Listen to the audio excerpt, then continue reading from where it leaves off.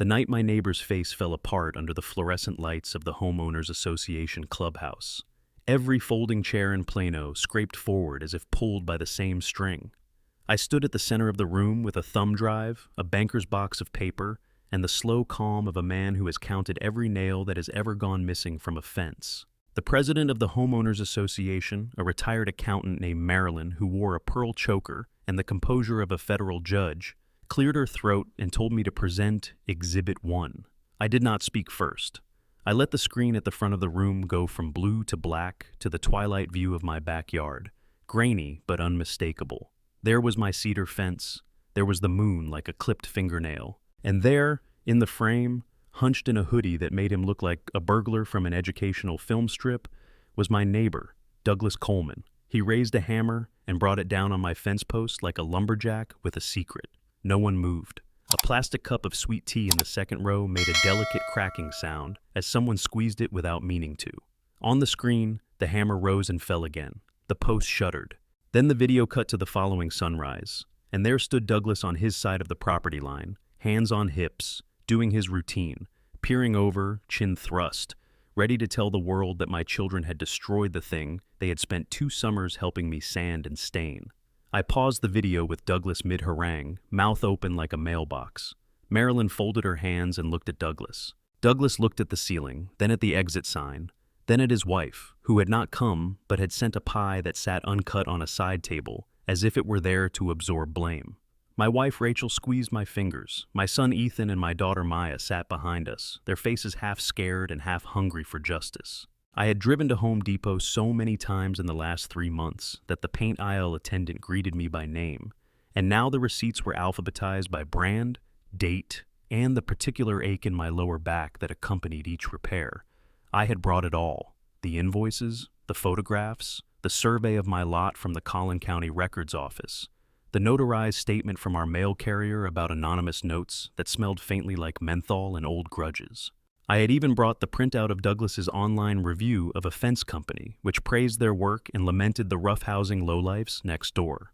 The lowlifes were my children, who still said please and thank you, and who brought in the trash bins for our older neighbors without being asked. Marilyn asked if Douglas had a response. He did not at first. He made the swallowing motion he made when the church coffee was hot, and then said very loudly that the video must be a deep fake. Someone in the back snorted. Plano is a suburb that believes in barbecue, Costco, rotisserie, chicken, Little League, and the evidence your own eyes give you.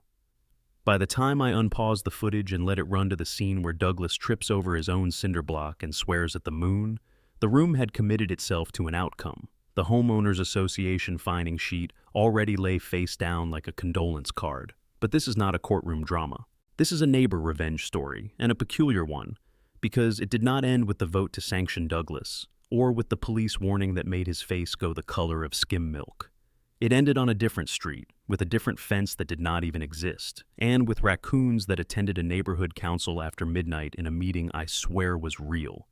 Though if you told me to swear in front of that same homeowners association, I would first ask them to dim the lights. The whole affair twisted itself into a knot of parody and conspiracy and gentle fantasy, the kind that makes a Texas night feel like a story you only remember after a long sleep. To explain how a man with a hammer turned into a man with a secret, and how a fence turned into a line that separated common sense from whatever lives under it, I have to spool the thread backward. The night you just saw on the screen was the harvest. The seeds were stranger than anyone guessed, and they began the morning I came outside to find a single board lying flat in the clover with 5 perfect dents in it, like the fingertips of a god who liked to poke things and laugh. That morning started like any other. The sin lifted over the pitched roofs that make our block look like a well-behaved row of shark fins. I pressed coffee. Rachel packed lunches. Ethan bounced a basketball against the garage door in a rhythm that sounded like curiosity. Maya rehearsed her 5th grade presentation on the first American astronauts, enunciating as if they could hear her from space. When I saw the board splayed in the yard, I set the coffee down and walked the length of the fence, slow, the way you walk a hospital hallway when you think you already know the diagnosis. I saw the tire marks first, faint but there, a curve that began in Douglas's driveway and kissed the edge of my St. Augustine grass. This is the kind of thing that in one neighborhood means nothing, and in ours means war. I held the board under my arm and approached the property line, which in Texas might as well be a national border with its own foreign policy. Douglas emerged as if summoned by a silent burglar alarm, rubbing his hands together with a look of civic duty, the kind that says, "I will be the sheriff of this cul-de-sac, even if the badge is imaginary." He gestured at the board and said, "My kids must have been playing gladiator." He said children today did not respect boundaries. He said he had seen a group of teenagers near our yard on their phones, and that phones were to blame for everything from potholes to weak coffee. I said the teenagers he had seen were his wife's book club, which met on Thursdays and liked to discuss memoirs about people who moved to France. He did not smile. He told me to control my household. He told me he kept a log. I looked at the board, at the 5 dents that did not match a basketball or a shoe or the foot of a man who believes he is a sheriff. I told him I also kept a log, though at that moment it was only in my head. By noon, he had called the homeowners association and reported a violation.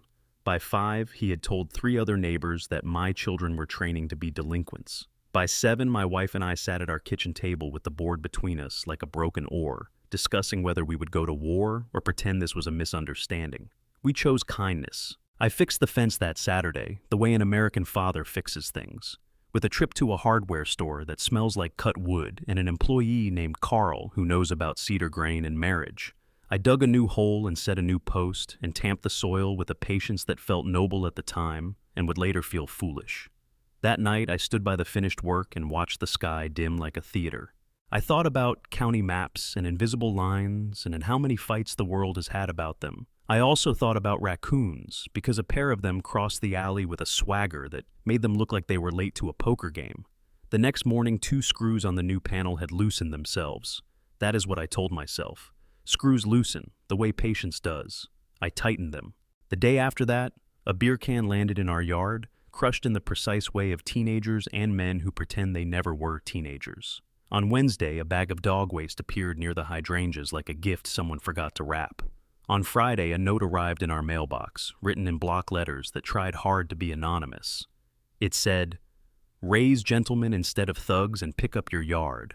It smelled faintly of menthol. The mail carrier later said she had seen a man in a visor slip it in himself. She would make a statement later. For now, I carried the note inside with the thumb and index finger of one hand, the way you carry a dead insect when you do not want to feel its weight. That weekend, I repaired the fence again. Ethan offered to help, and I let him. He is 12 and can hold a level like a surgeon holds a scalpel. Maya sat in the grass and read her astronaut report aloud to the clouds. Rachel brought lemonade and told me to breathe. Douglas listened to baseball on his porch with the volume too high, a man in love with the idea of summer but suspicious of anyone else who loves it. When the sun fell, I felt something like peace. I went to bed convinced that our lives would slide back into the groove they had worn. At 2 a.m, I was proved wrong by the glow of motion alerts on my phone and the strange shape that crept past the azaleas on the doorbell camera. I did not get up. I watched. The shape moved like a man who thinks the night owes him silence. The hammer in his hand looked like a promise he had made to himself. I did not sleep again, but I did not yet press record on my neighbor revenge. I was still a decent man, and decent men do not go to war over a board. The funny part is that decent men absolutely do, and often. When the second board cracked and the second note appeared, and my children came home from school saying that Mr. Coleman had told them not to bounce a ball because it attracted crime, I decided to build a different fence.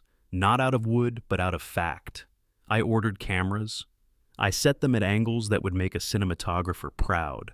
I bought a notebook and wrote dates, times, weather conditions, and the flavor of my neighbor's stubbornness.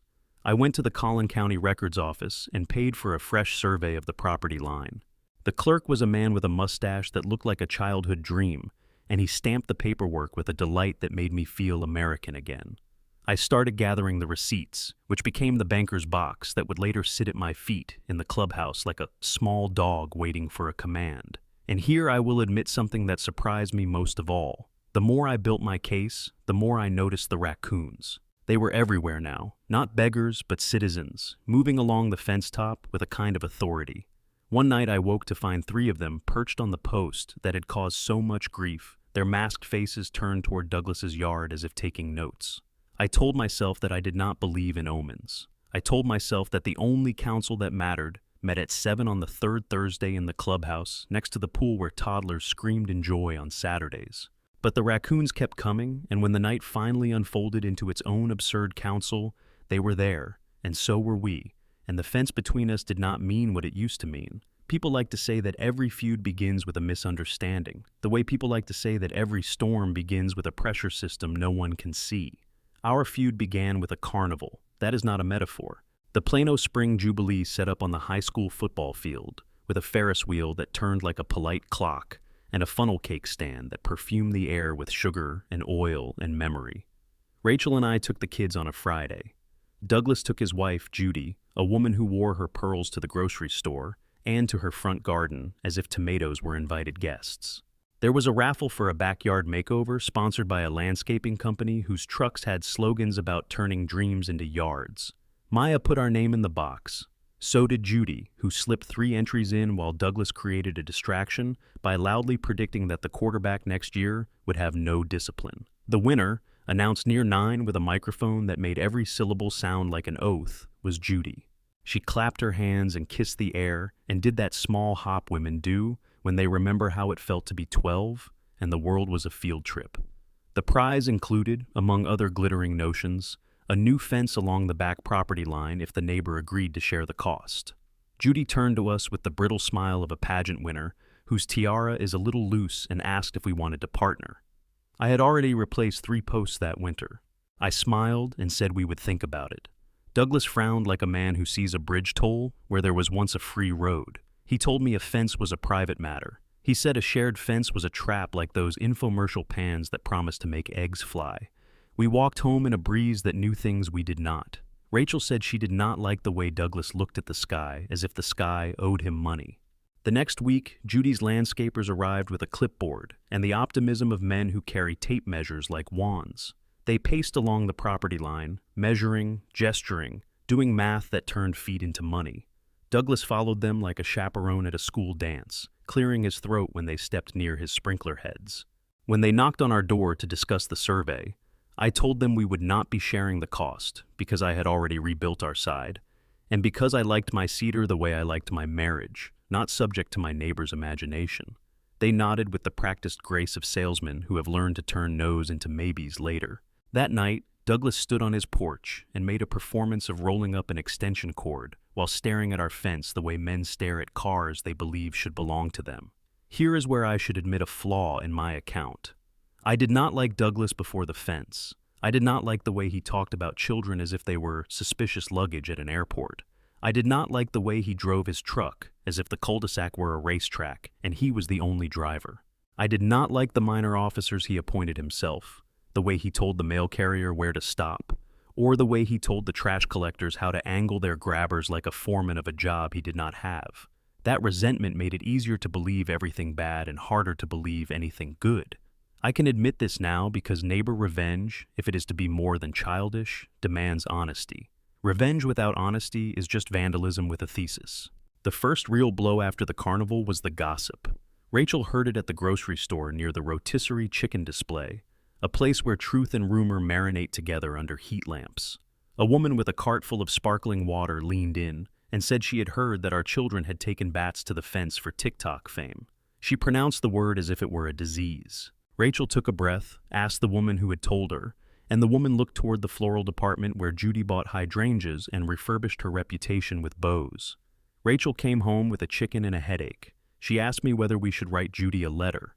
I said letters were for people who needed an alibi of civility. I said we should cook dinner, love our children, and watch a television show where everyone was worse than we were so that sleep would come. We did that. The show was about rich people on a boat who cannot stop lying. Sleep came, but only until 2, when the camera alerts lit the ceiling and the shape with the hammer moved like a sermon in the dark. I did not show Rachel the first clip. I told myself that I should wait, that a single instance was not a pattern. The next day, Douglas called animal control about our dog, a rescue named Pepper, who barks when raccoons declare sovereignty. He said Pepper howled at all hours. He said Pepper scared his wife. The officer who arrived loved dogs in Texas and told Pepper he was a good boy. Pepper sat in the shade and enjoyed due process. The officer left with a smile and a warning for Douglas to stop calling about imaginary crimes. Douglas watched from his driveway, holding a golf club that he swung without a ball, like a man negotiating with ghosts. The second clip came 2 nights later. This time, Douglas wore a baseball cap and moved faster. He used a pry bar he must have borrowed from the version of himself that knows how to fix things. I downloaded the footage and put it in a folder labeled Evidence. I printed a frame and taped it to the inside of my toolbox like a saint's card. That afternoon, a new note arrived. It said, "Real men keep their kids in line." The hand was the same blocky attempt at anonymity. The menthol ghost smiled up from the paper. Rachel held the note and said she felt as if she were trapped in a 6th-grade prank with adult consequences. Ethan asked whether we had done something to make Mr. Coleman angry. I told him that some people get angry the way some people get freckles. It does not mean the sun is after them. When Douglas escalated further, calling the homeowners association with a list of complaints that sounded like a bedtime story for people who do not sleep well, I decided to take the banker's box out of the closet and start filling it. I collected receipts from Home Depot with the reverence of a man preserving love letters. I printed emails. I added the property survey. I bought a spiral-bound notebook and wrote a table of contents on the first page, a fussy act of war. Then I did a thing I cannot explain without you rolling your eyes and then feeling your scalp prickle. I stayed up late and watched the alley. Around midnight, the raccoons came in a line. They climbed the fence and sat like judges on a bench. Across the alley, beyond the de Leon's yard, I saw a gathering under their carport. It looked like teenagers at first, with hoodies and hunched shoulders. But when they turned, I saw older faces beneath ball caps and an energy that belongs to men who need to feel like a council, because they never were one. Douglas stood at the center, holding a clipboard. He spoke words I could not hear. The raccoons tilted their heads toward him. And I swear, because this is what the night does to your certainty, that one of them nodded. You can say it was a trick of light and the sound of a neighbor revenge story trying to write itself. You can say, my anger transmuted into a conspiracy because conspiracies let anger believe it is smart. But the next day, the de Leon's motion sensor videos, which they later shared with me, showed the same huddle, the same gestures, the same arc of Douglas's hand as he pointed toward my fence and then made a hammering motion in the air, as if he were teaching charades in a class on how to be petty. They called themselves, according to a text thread that leaked 2 weeks later, the Sentinels of the Cul-de-sac. The boys who had wanted to be team captains and became men who captained the team of their own grudges. Their bylaws were a joke, and also not a joke. They dressed it up in talk of property values and neighborhood standards, the secular hymns of suburban America. Underneath it pulsed a need older than baseball and more stubborn than dandelions. By the time I learned that their midnight council included a ritual of passing around a flashlight and speaking grievances into it as if the battery held their voices, I knew the fence would not be left alone until something broke that was not cedar. The day before the homeowners association meeting that would become the opening scene of this saga, the Sentinels hosted what they called a courtesy conversation. They chose the de Leon's carport again. They invited me with a note tucked under a rock on my porch that said, "We would appreciate a chat between neighbors to clear the air like men." Rachel said, "Do not go." I said I would bring the banker's box and the thumb drive, and the steady tone of a man who has decided that politeness is a kind of strategy. I walked down the alley at sunset, because Americans love sunsets and the idea that important conversations should happen inside them. The raccoons watched from the fence like citizens again. Douglas stood in the center with that clipboard and the golf club, which had become his baton. There were 7 men, all of them veterans of small power. The assistant coach of a little league team that never made the playoffs but always won the sportsmanship award. The manager of a hardware store who believed his aisle numbering system could fix a marriage. A delivery driver who recited route numbers like scripture. They opened with neighborly talk, the loose gravel of community, lawn seed, a pothole, the rumor of a new coffee shop that would ruin the good old one. Then Douglas cleared his throat and presented exhibits that made the world tilt. He showed photographs of my children near the fence, which he had taken from behind his blinds like a bird watcher of human juveniles. He described what he called a pattern of delinquency, in a voice that made the words feel like legal filings. He produced a spreadsheet. He loved that spreadsheet like a son. In a column labeled Suspicious Hours, he had marked the movements of our family with asterisks that looked like snowstorms. When he was done, a silence fell, not of awe, but of embarrassment on my behalf, forever believing that reason changes men who buy clipboards to replace their missing tranquility. I set my banker's box on the picnic table and opened it like a magician ready to pull out a dove. I did not pull out a dove. I pulled out receipts, the survey, photographs, and a printed transcript of Douglas's online review of the fence company, in which he had waxed poetic about the virtues of pressure-treated posts and the moral decay of boys who bounce basketballs. I told them I had video. I told them I had a mail carrier's statement. I told them I had a property survey with the power of the county behind it, and that I was ready to bring all of it to the third Thursday meeting. I did not raise my voice. I did not call anyone a name. I simply turned the flashlight ritual on them by speaking into its beam what they did not want to hear, which is that their club was not guardianship but theater, and that theater is lovely until it is used as an alibi for bullying. Douglas laughed in a way I had not heard before, a single bark like a seal. He said that men like me ruin neighborhoods. He said that firmness is love. He said he wore a badge once, which is technically true if you count the aluminum one he purchased at a flea market when he volunteered for the neighborhood watch during a rash of stolen porch packages. The delivery driver shifted his weight and said maybe we should let the homeowners association decide. The assistant coach stared at his shoes. The manager of the hardware store asked what gauge the screws were in my fence, as if the answer held a morality tale. Then, from behind us, something knocked softly on the fence 3 times. It was not wind. It was not the de Leons. It was the raccoons, seated in a perfect line like spectators tapping their paws with impatience. I watched the men flick their eyes toward the animals and then quickly away, as if to admit that they had seen them would be to admit a break in their story. I said I would see them Thursday. I packed the box. I walked home. On my porch I found a new note. It said, "You will regret this." On the back of the note there was a recipe for ambrosia salad. Judy's handwriting again. Men make threats. Women write recipes on the other side. That night Maya could not sleep and asked me to tell her a story. Not a bedtime story. A neighbor revenge story.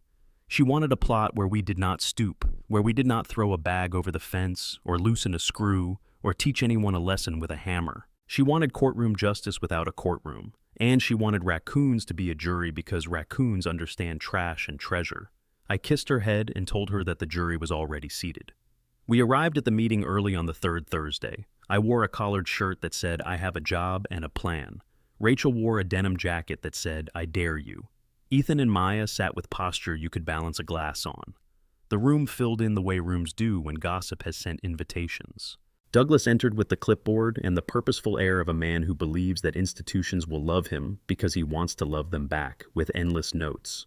Marilyn, who kept the minutes in longhand as if bringing history into the room by pen alone, called us to order. The first 10 minutes were the usual liturgy of suburban governance: pool rules, lawn height guidelines, the mystery of who kept moving the community bench. Then new business, my name, Douglas's name. The heir leaned forward. "I will not repeat the footage you have already seen.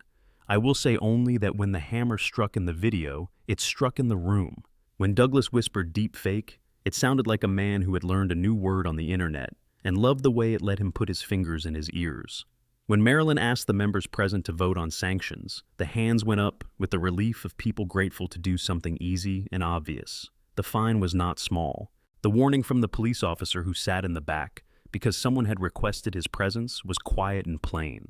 Douglas sat down hard and stared at the carpet, which had a pattern of interlocking vines more complex than his spreadsheet. You would think this is where the story bends back toward ordinary life, where fences stand and children bounce balls and men wave to one another with a neighborly distance that keeps the peace. But the night had one more meeting to hold. After we tucked the children in and said goodnight to the streetlight we could see from their bedroom window, I took out the trash. The alley murmured as if thinking. I heard a metallic clink from the de Leon's carport and then a whisper, followed by the unmistakable plastic snap of a folding chair. I stepped into the shadow behind my garage and looked. There they were, Douglas and the Sentinels, diminished now, wounded by the vote but still in costume, huddled under the carport with their flashlight. And there they were above them, the raccoons, 6 across the fence line, solemn in their little bandit masks. The raccoon in the middle tapped the post 3 times. The flashlight went out and then back on, but not in human hands. It had been taken, gently and decisively, by a raccoon who cradled it with the casual competence of a union electrician. The animal pointed the beam at Douglas's clipboard, then at the fence, then at the sky, then at me. I did not move. I did not speak. The alley taught me the quiet that night. The raccoon lowered the flashlight and set it carefully on the carport table. The men did not move. The animal turned, padded to the edge of the fence, and disappeared into the magnolia. One by one, the others followed. It was absurd. It was impossible. It was also, somehow, the only ceremonial act that made sense in a war about a line in the dirt. The jury had delivered a verdict. The courtroom was not the clubhouse. It was the alley where everything we do is watched by creatures who know the difference between food and filth. Revenge, when it is art and not just noise, is about feeling the hinge of the world as it swings back toward true. In the days after the meeting, our block became a theater of small apologies that no one wanted to make out loud. Judy waved at Rachel from the hydrangeas with the restrained friendliness of a person who has realized that recipes on the backs of threats do not make the threats dessert. The delivery driver nodded to me and said the weather had been strange and that sometimes people get confused when it is humid. The assistant coach asked Ethan to help him carry a cooler, even though the team season had ended weeks ago. The manager of the hardware store set aside a box of cedar screws for me and wrote "paid in full" on the top in Sharpie without taking my card. Douglas did not speak to me, which was a kind of speaking. He mowed in long, punishing stripes, as if the grass had wronged him. He began to build a new fence on his side, an ornate thing with decorative cutouts that looked like portholes on a ship he could not sail. He worked at odd hours, his hammer tapping like a telegraph from a country that no longer receives messages. Our fence stood. Our children played basketball again, the thud-thud of the ball sounding like a pulse returning. Rachel planted tomatoes. Pepper slept belly up in the sun, his innocence restored. I returned the banker's box to the closet and labeled it in case I needed it again, which felt a little like keeping a wedding suit pressed and ready, even though you are already married. I thought the story had ended in a way that would please a reasonable person. Then, of course, it did not. 2 weeks later, on a Saturday that smelled like charred meat and lawn clippings, the raccoons held their council again. This time it was not in the alley. It was on the flat roof of the clubhouse, visible from the pool area where families gathered, with foam noodles and complicated feelings about sunscreen. The animals arranged themselves in a semicircle facing the parking lot. People laughed at first. Children pointed. A teenager took a video and said it would go viral, which is the American version of saying, "You have witnessed an omen." I watched from a picnic table with a paper plate of ribs and the kind of satisfaction that whispers to a man that he may be done being vigilant. The raccoons stared at the lot and then, as if on cue, turned their heads toward the street where Douglas's truck came around the corner. He drove slowly, as if he felt the eyes on him, and parked beneath the magnolia. He got out, looked up, saw the audience above, and for a moment his body forgot how to be a body. He swayed. He placed a hand on the hood. He looked at the animals, then at us, then at Marilyn, who had paused with a stack of pool waivers in her hands. The raccoon in the middle tapped the roof 3 times. Children fell silent. The parking lot became a cathedral. Douglas looked at the sky the way he had at the carnival. Then he did something that changed our block more than the vote ever could. He apologized. He did not make a speech. He did not produce a spreadsheet of contrition. He simply stood there and said, in a voice that had to climb over pride like a fence, that he was wrong. He said he was angry about getting older and about losing a job he had loved 2 years ago, and that he had turned that anger into a hobby. He said hobbies can be good, but not when they are other people's fences. He said his father had built fences for a living and would be ashamed to see him sneak across property lines after midnight with a hammer like a cartoon villain. He said he would make amends. Then he looked at me, and we both recognized that the words were a bridge that could hold one of us, or both of us, or neither of us, depending on what we did next. In a movie, this is where music would swell, and men would shake hands, and the raccoons would perform a small dance number. Life does not do dance numbers. It does transactions that slowly become friendships or enmities that go dormant, like seeds that will wait for years for rain. I told him that I would accept a check for the repairs, and that I would accept something else if he wanted to offer it. He asked what the something else might be. I said he could coach a Saturday morning basketball clinic in our driveway for the neighborhood kids for 1 month, because nothing humiliates a petty man like being useful. He stared at me and then at Ethan, who spun the ball on his finger as if practicing for his own life. Douglas nodded. He came the next Saturday with cones and whistles and the kind of competence that men keep chained up in their basements when they have decided that their real skill is complaint. The children loved him because children love anyone who watches them try. You are waiting for the fantasy to become literal again, for the raccoons to drop confetti, or to bring us a ceremonial acorn on a leaf. They did not do that. They did something better. They stopped coming in a line. They went back to being animals who scavenge in the alley and raise their small ones with the same blend of tenderness and impatience that we do. The jury disbanded itself because the case was closed. The sentinels stopped meeting. The flashlight returned to the hardware store from which it had been bought, and the manager labeled it as loaner equipment, which is a thing men do when they want to redeem an object that once helped the wrong side. Marilyn retired from the Homeowners Association presidency and wrote everyone handwritten notes wishing them peace and sensible Christmas decorations. Judy brought Rachel a hydrangea and a note that said, "I am sorry" on one side, and a recipe for a very good pound cake on the other. At night, when the breeze lifts the smell of cedar and grill smoke and the soft, clean sweetness of fresh laundry from a dryer vent, I stand at the fence and run my hand along the top board. It is smooth. My palm remembers every splinter it ever took for the team. I think about revenge and what it cost me. I think about neighbor revenge as a phrase, how it clicked like a switch in my head when the first board fell, how the words gave me the energy to build a case and a performance, a theater and a scaffold, a confession and a truce. The joke, which is the heart of parody and also the heart of wisdom, is that my revenge did not ruin him. It required him. Without a man like Douglas, there is no story. Without my anger braided around patience, there is no ending worth telling. Without raccoons, there is no jury that could look more like us than we want to admit. I keep the banker's box, just in case. I keep the cameras, set now to a softer sensitivity that catches birds more often than burglars. I keep a copy of the property survey because men in Texas love proof the way they love brisket. And I keep one more thing that I did not expect to want. I keep the whistle that Douglas left on our porch after the last Saturday clinic, wrapped in a napkin with a note that said, "You have a good kid." The whistle sits in the junk drawer with rubber bands and batteries, and the keys to a lock we no longer own. It speaks for me when the temptation to be petty arises, which it always will because we are human. It says, "Do not sneak around fences at night. If you must fight, fight in daylight with paper and patience.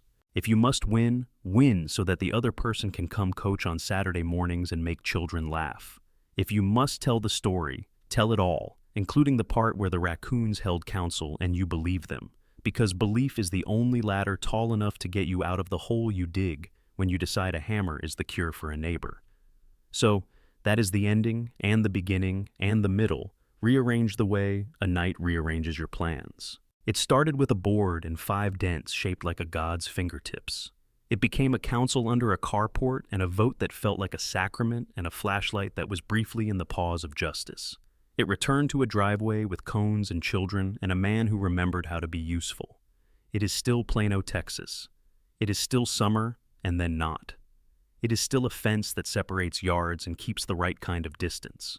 When I fall asleep to the rhythm of Ethan bouncing the ball and Pepper snoring like a content engine, I am grateful for the order of things, the bright clarity of a repaired line, and the strange comfort of having learned that even in America, where property lines have started wars and ended friendships, a man can put down a hammer and pick up a whistle. And if he forgets, there may be a jury on the fence, waiting not to punish but to remind. Neighbor revenge delivered its lesson with cedar, receipts, patience, and a small chorus of animals, and the peace that followed was louder than Douglas's bark ever was.